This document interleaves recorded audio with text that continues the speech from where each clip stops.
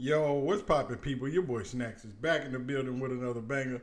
And you know how we do before we get started. Go ahead and do your boy a solid and hit that like button, hit the subscribe button, and don't forget to turn your post notification bell on so you'll know when your boy is going live or dropping this heat. And we got the hater of the year again. Y'all know I cover these people from doing all this hate and all the crap that they do to talk about now. We back with Rico, who don't know nothing. I mean, absolutely nothing. But continuously hates on Colorado and Coach Prime. The guy is horrible, man. I mean, all this hate and vitriol for nothing. And y'all wonder why Prime goes off on people when he gets the chance. But we going to jump into what Rico is hating on today. And I'm going to let y'all be the judge. Y'all ready? Let's go.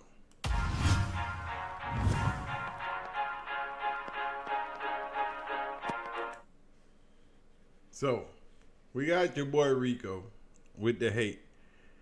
But as you see on the screen, North Dakota State review while they'll cover the spread against Colorado. But let's get into it. Hey YouTube, Rico Knows here. First and foremost, this is not a video about Colorado. Oh, first lie. We got to catch these lies like we catch Donald Trump in lies. You know, you got to call them out when you call them. This is a video, but it's not about Colorado. But what does he start the video off with? I wonder. Okay, people think it's clickbait and you're going to learn about Colorado in this video. You're not. I'm not talking about Colorado. I'm actually going to talk about North Dakota State. But we needed to bring it up because somebody wrote in this comment here, you can see it, this guy, Huddy Tuddy, this is at Trust the Climb on Twitter. He wrote, I can't wait for a linebacker from North Dakota State with a chip on his shoulder bigger than Mount Everest to snap these dudes in half. And as soon as I saw that, I thought, what would prompt somebody to say this? And it turns out it's Coach Prime telling the team the following. So let's hear what Coach Prime had to say. Here we go. We in pads, we having contact. Take care of your guys. Like I'm gonna tell you, do not touch the receivers. Don't get near the quarterback and leave Travis alone. We got that? Sir. We understand that? Sir. I'm not playing favors, I'm just being 100. It is what it is. When you get to the next level, every quarterback is worth $250 million, right? You think they're gonna let you touch it? All right, so let's play like we're on the next level. We in pads, we having contact. All right, so Coach Prime comes out and states the obvious. Don't hit the quarterback. Don't touch Travis Hunter or any of the receivers. I think this is a bad look. I don't think you should say this in public.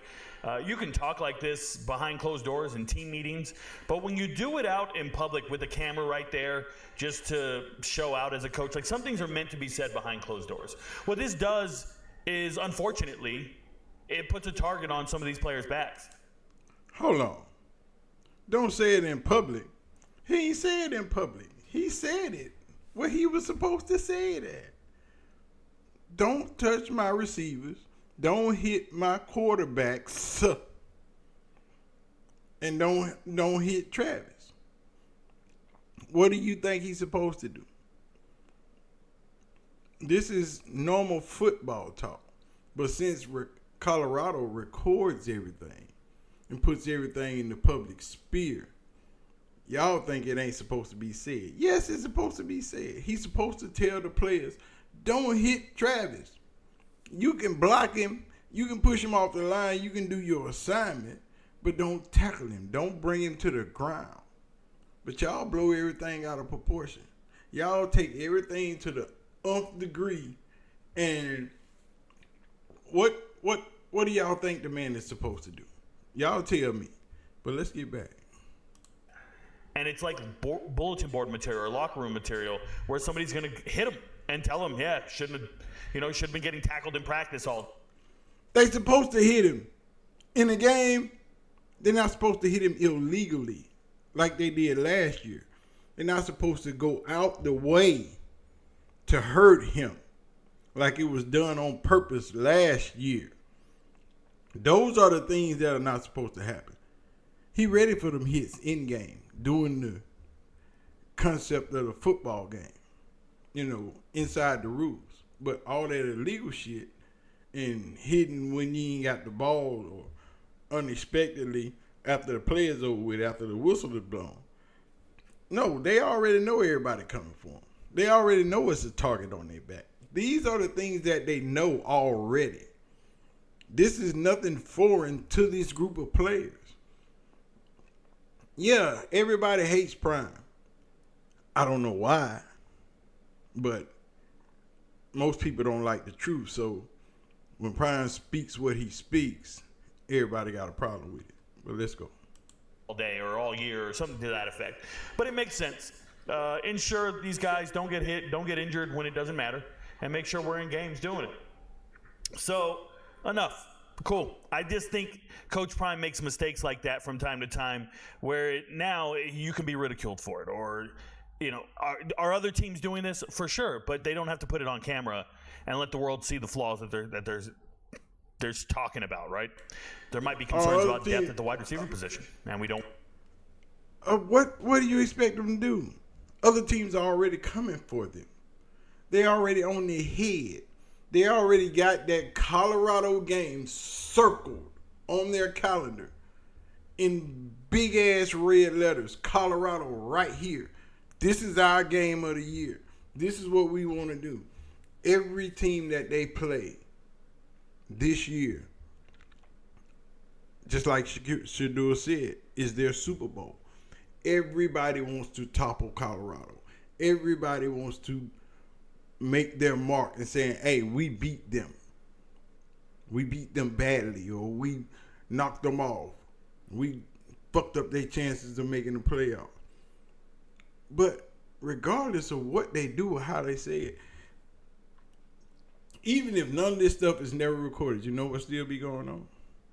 They'll still be coming at Colorado and Prime because Prime is who he is. He draws that kind of attention. I don't want any of them to get tackled. I think it's a bad look. I think it's actually pretty terrible. You need to tackle some of these receivers. And if a guy's playing both ways, are we not supposed to block him when we're on offense?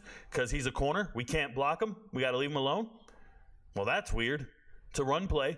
He's a corner. We can't touch him? That just seems dumb.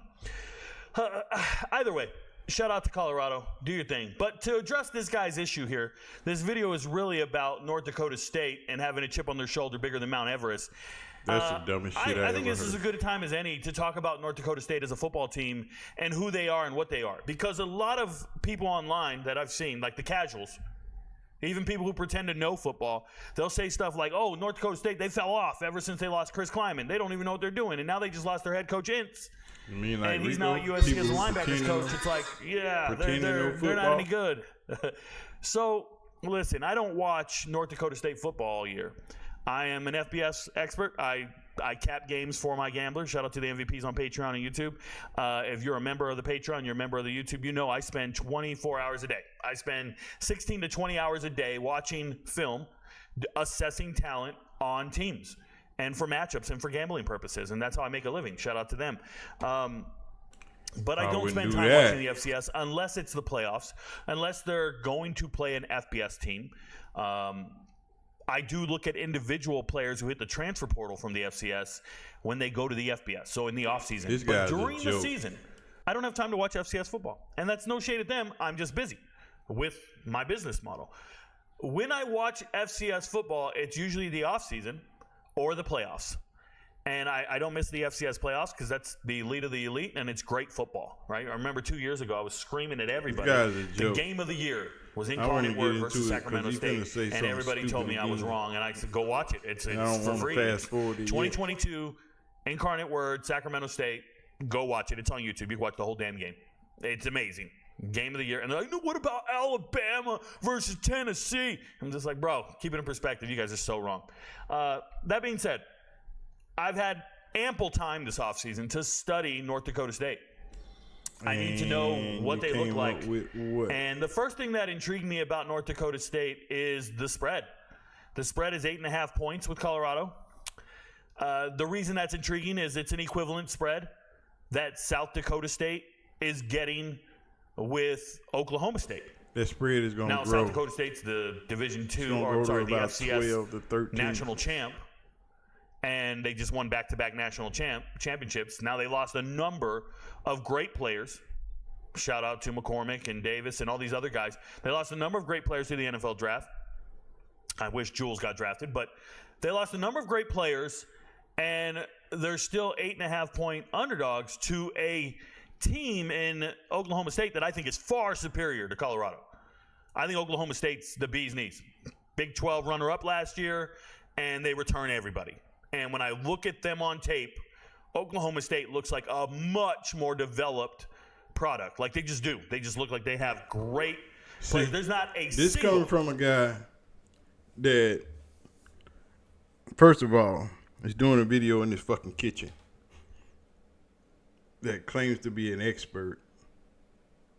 But Oklahoma State, without Ollie Gordon, is trash.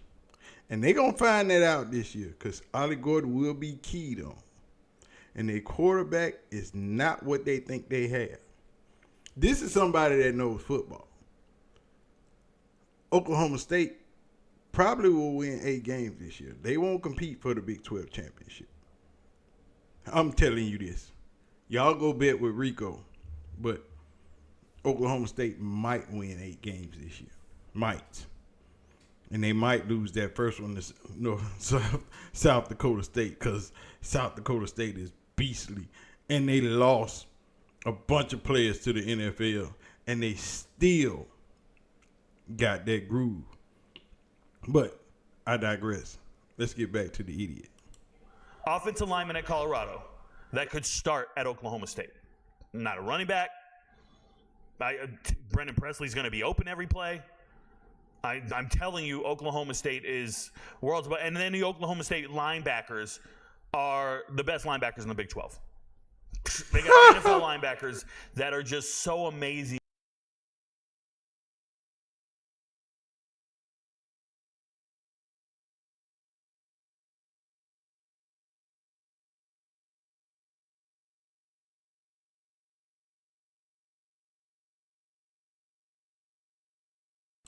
I'm just talking and my mic is muted like a mug. My bad. I can't wait for football season to start because idiots like this dummy, who thinks Oklahoma State, first of all, he said not one lineman on Colorado could start at Oklahoma State. Not one. Not one. Not one linebacker. I think we got a Oklahoma State safety or defensive back. Terrell Timmons Jr. I think we got one of their best players in Colorado. So you can't tell me nobody on Oklahoma State can start at Colorado because Colorado has one of their best players on their squad right now. But we digress. We want to hear a little bit more of what Rico talking about. We're not going to get too far into it, but let's go. Extremely talented. There's a kid in the middle. I'm forgetting his number right now, but he's just so athletic. Like he just runs like a 4.40 40 as a middle linebacker. He's everywhere. It's crazy. He's running down superstars. But anyways, so when I see the national champs get an 8.5-point spread against Oklahoma State, I actually like Oklahoma State in that matchup because I think they're so superior. So when I look Oklahoma at State might get Colorado getting in that 8.5 game. points, or the Bison getting 8.5 against Colorado, I'm like, whoa, hold up. Colorado is not the same caliber as Oklahoma State. And the Bison are the same caliber as South Dakota State. See. This is where we all wrong at. The Bison are not the same caliber as North Dakota State. Their head coach is gone. Their linebackers coach is gone. Their safety coach is gone. Their offensive coordinator moved up their head coach. They are not the same. They lost a lot of players to the transfer portal. They are not the same. They got a lot of players hurt right now that are not going to be on that first game. They are not the same. But nobody, for a dude that studies college football, that this is his job, this is what he does. You're sitting here telling me that North Dakota State is going to cover this spread or even beat Colorado. Shouldn't happen. Not going to happen. But we going to see. We got a little bit more to go. Let's get back. Y'all ready? They really are. Like, the Bison lost 3 games last year. 3 games. 1 in double overtime to Montana in the semifinals. They lost to South Dakota State in the regular season, and they lost the rivalry game to North Dakota. Outside of that, they scored over 30 points in every other game. Hold on. 8 games. Hold on. They lost the game to North Dakota. They did not just lose that game to North Dakota. They got blew out by North Dakota. Yeah, they got their ass whooped by North Dakota. They didn't just lose that game. They got slaughterhouse. Colorado played 6 of the best teams in college football last year and only lost 2 bad games. The Stanford game don't count. That was just the willfulness to lose. That wasn't even, we gonna try to win the game. That was just, fuck it, we give up. But everything else, no, bruh. And these teams don't look the same. They are totally different models from what they were last year. Colorado is nothing compared to, the offensive line is nothing compared to what it was last year. The defensive line and edge rushers are 20 times better than what they had last year. And you telling me that North Dakota State stands a chance? Let me finish this up. 30 points. This is an explosive offense. And I just look at them, I'm just going, man, they're getting 8.5 points against Colorado? That's crazy. They're really good. So let's talk about it, man. If I go by position, quarterback is Cam Miller, been a starter for 3 years now. He's a dual threat quarterback. He's kind of gut. We're not going to let him get any further. Even though this video wasn't supposed to be about Colorado. It was about Colorado. But it's about North Dakota State. See, people, pundits like this guy, they really irk me, dog. And if you just don't like Deion Sanders in Colorado, say that. Because we already know what your motivation is. But you try to pretend like you just calling it as you see it when we know that you're not. Your ass is out here just hating on Colorado to be hating on Colorado. There is no other reason. There's no rhyme or reason, no ifs, ands, or buts about it. If you don't like Colorado, say you don't like Colorado and you hope they lose every game. Because by game 5 or game 6, he going to be all on Colorado's nuts. Colorado was this. Colorado, I told you Colorado was going to do this. And he ain't said nothing but Colorado going to lose. He don't even have Colorado making a bowl game from his predictive status. So, it is what it is. But anyway, man, we're going to get out of here. Y'all make sure y'all hit the like button, hit the subscribe button, and don't forget to leave your comments down in the comment section. Because you know I like to see what y'all got to say. But if your friends don't know, hell, Rico don't know either, so don't even worry about it. You know what I'm saying? But anyway, man, we're going to get out of here. I got to go to my son's football scrimmage. Football season is in full effect. And my 2 boys got me going all over the place. You know, high school football, little league football. So I'm bouncing all day. That's why I wasn't able to drop a Prime video yesterday on all that stuff.